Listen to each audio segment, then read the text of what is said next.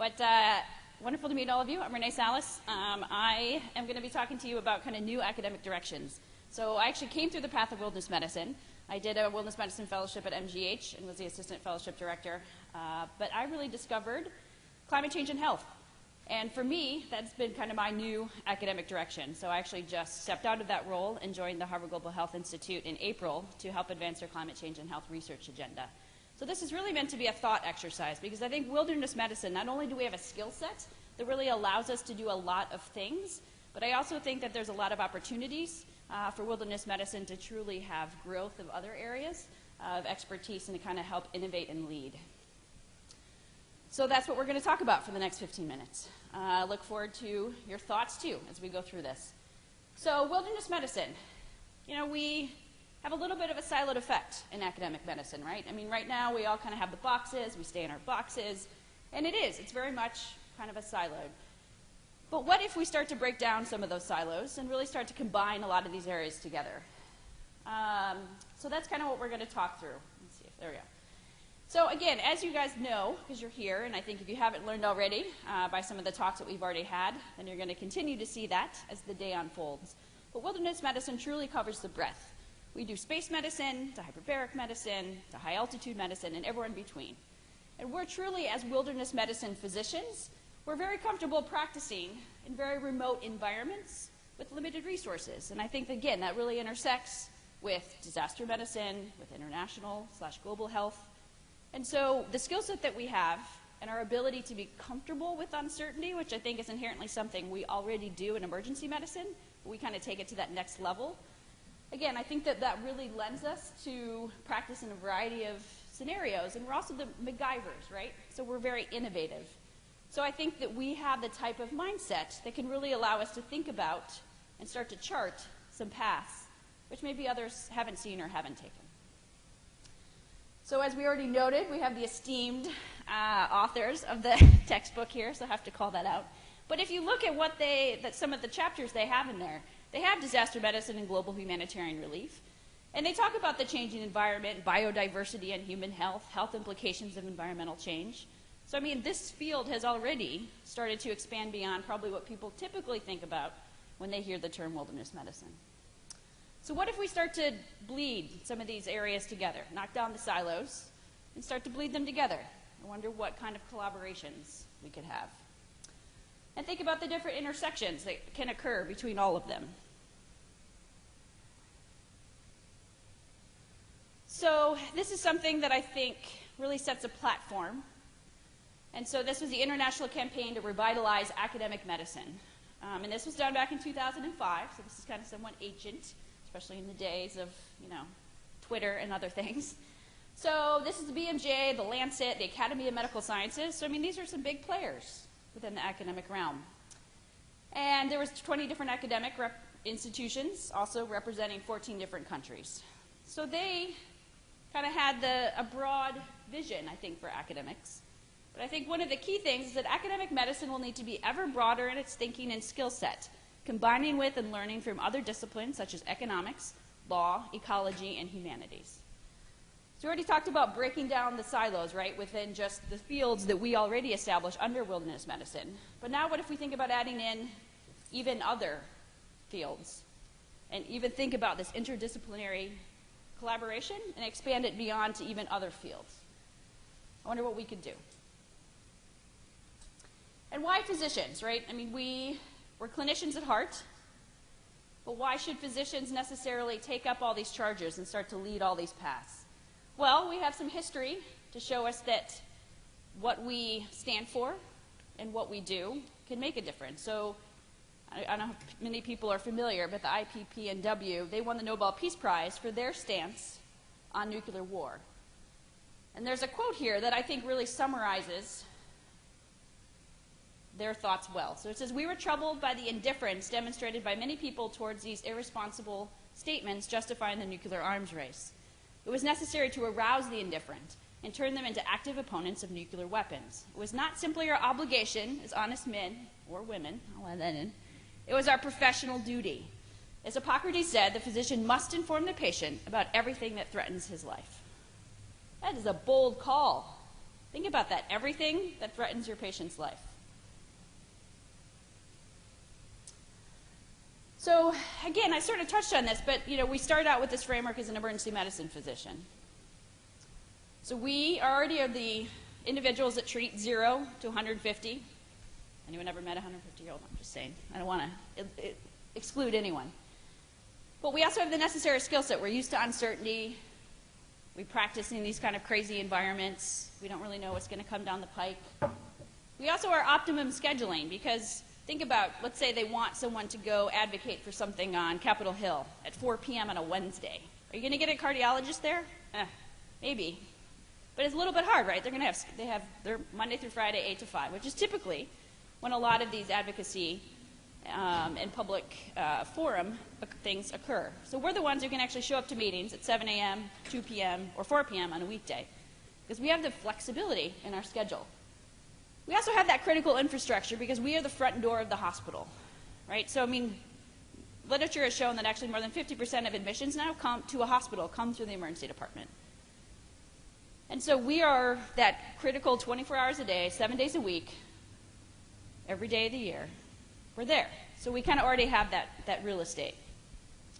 And then again, like I already touched on, as a wilderness medicine physician, we have even more comfort, I think, with uncertainty in a lot of these aspects than the typical emergency physician. So let's dig into something more, though. Looks like I sort of missed the beginning, so I don't know. How many people are currently practicing, like done with residency? Okay. Yeah. So just thinking about, the rest of you, you're still, I think, very young and early in your career.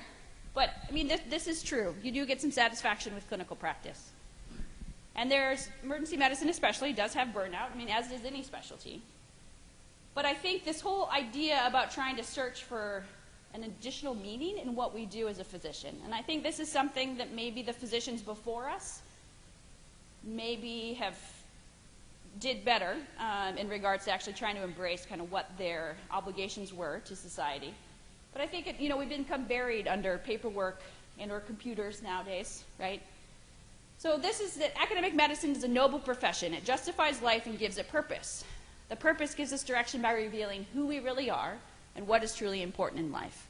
We are not burdened by some sort of obligation, requirement, or duty. Rather, it becomes a source of freedom and joy.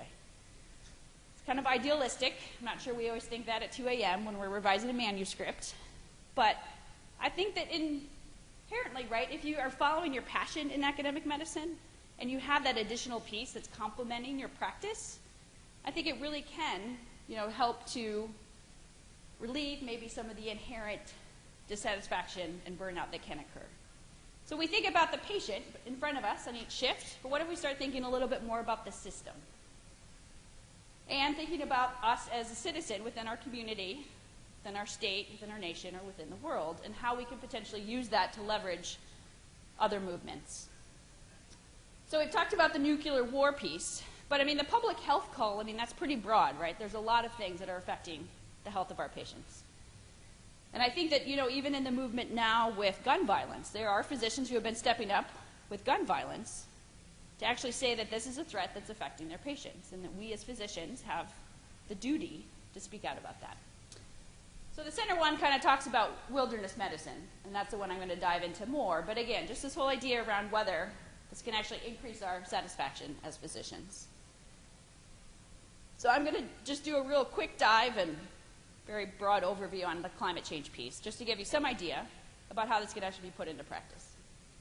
So how many people have had a prior lecture, prior to this moment, or any exposure to climate change and health? Raise your hand. Okay. So a few. But yeah, this is pretty typical, right? There's usually a handful of people who have actually been engaged with this topic previously. But it's relatively new. So this is a very broad outline. This is essentially, we're doing a half-day pre-conference, actually this afternoon, on climate and health and emergency medicine. So we're going to kind of dive into that in a lot more detail. But that just sort of gives you a broad overview, right? It's a very complex, and there's a lot of different factors about how climate change is affecting emergency medicine and our patients. We're just going to talk about the basics. So climate change is happening. Just stay with me on that. So this is the level of CO2. So there's the arguments people make that CO2 levels have fluctuated throughout the history of time of our planet.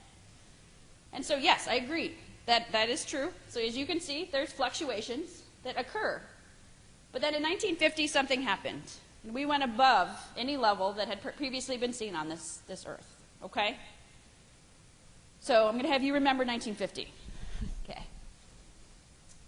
So, and there's also agreement among scientists. Again, there is some dissemination of evidence out in the lay public that scientists don't agree that climate change is happening or that it's human caused. But actually, usually the statistic that's quoted is 97% of scientists agree that climate change is happening and that it's human caused.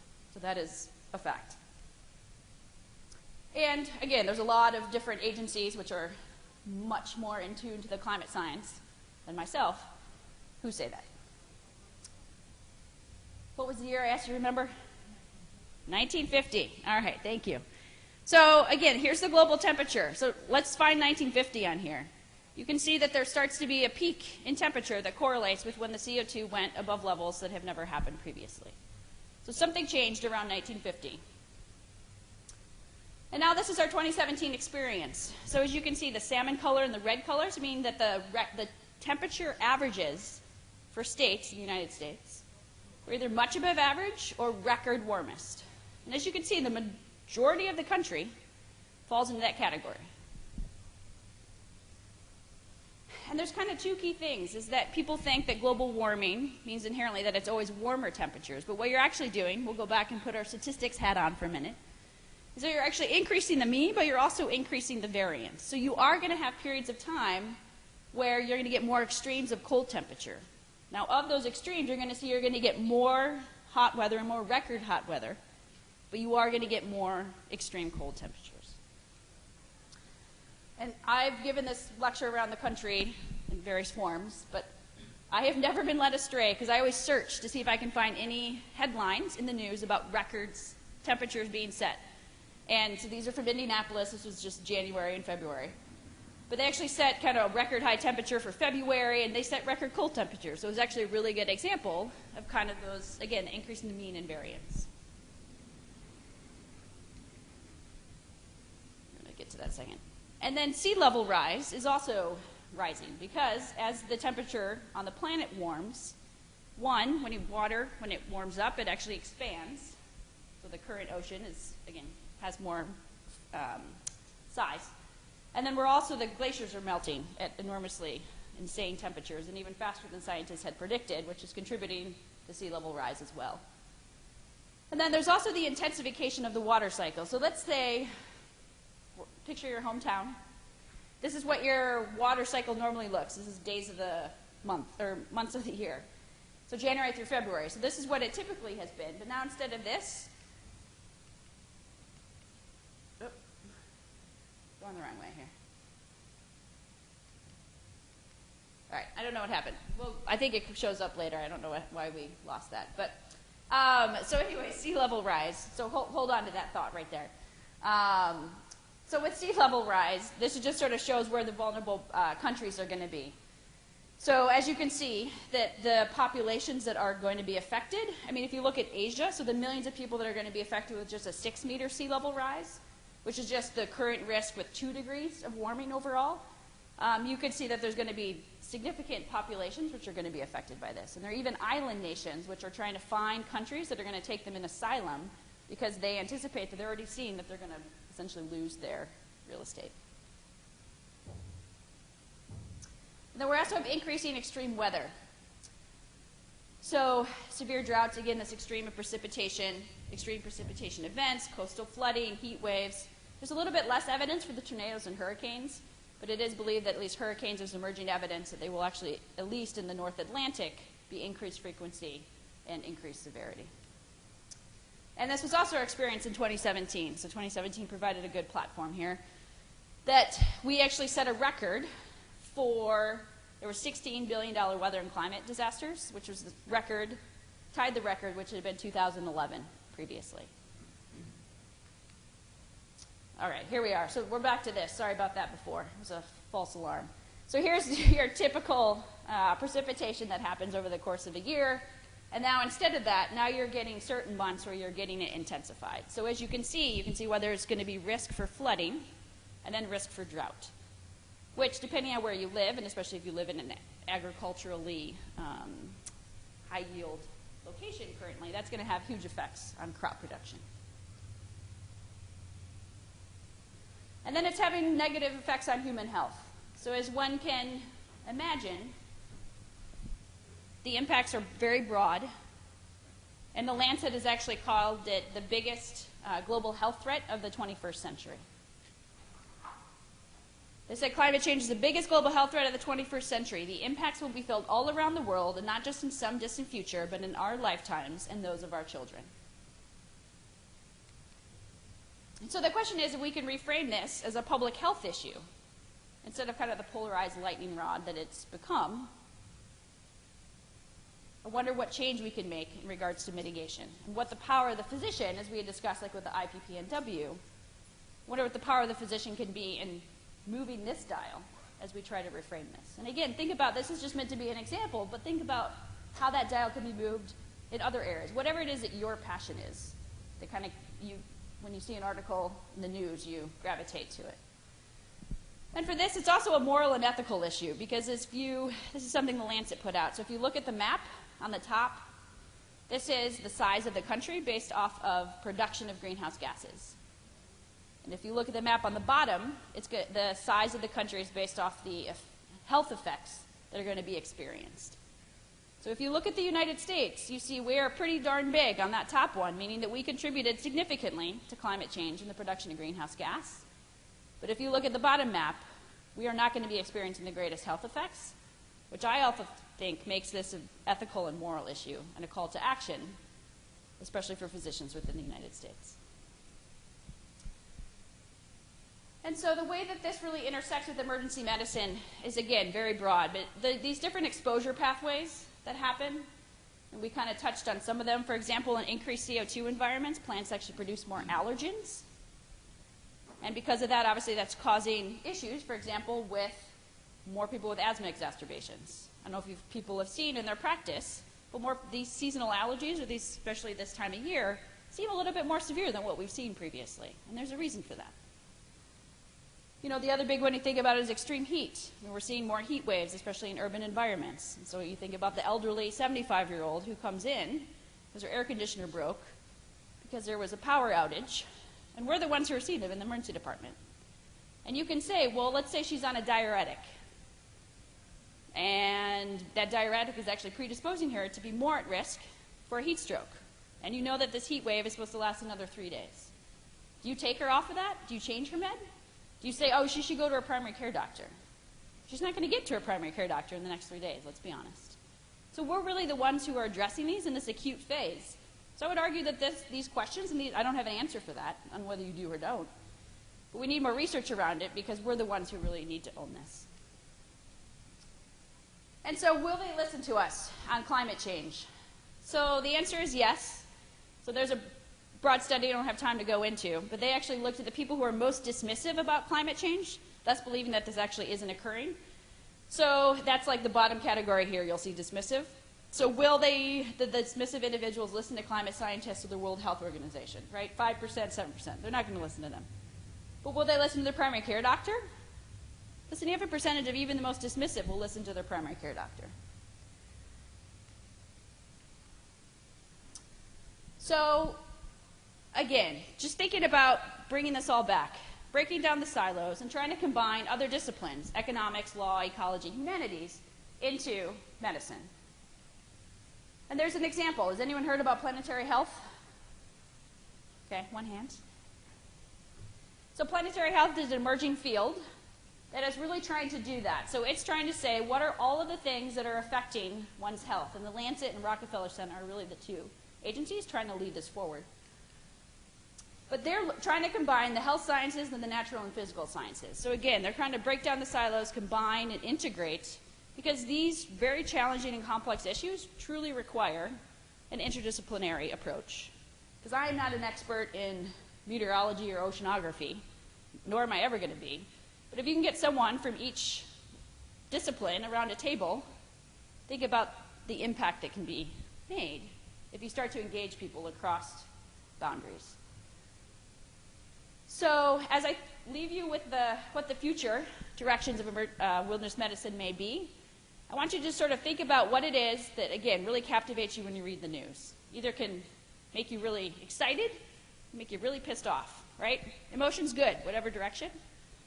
But just whatever it is that does that for you, and it should be different for everybody. But think about how you can advance that within medicine, within wilderness medicine as a platform. And I wondered if everybody did that, what we could end up, how physicians could end up contributing to society, and again, potentially decreasing burnout, increasing physician satisfaction, and kind of reminding us why we chose this field to begin with. That we didn't choose this field to be buried in electronic paperwork or inboxes, right? We chose it for these reasons, because we felt passionate and we felt we wanted to serve our community. So just trying to get back to the root of that. So, the majority of you are early in your career, so you're the future. I look forward to seeing where you can lead us. Thank you.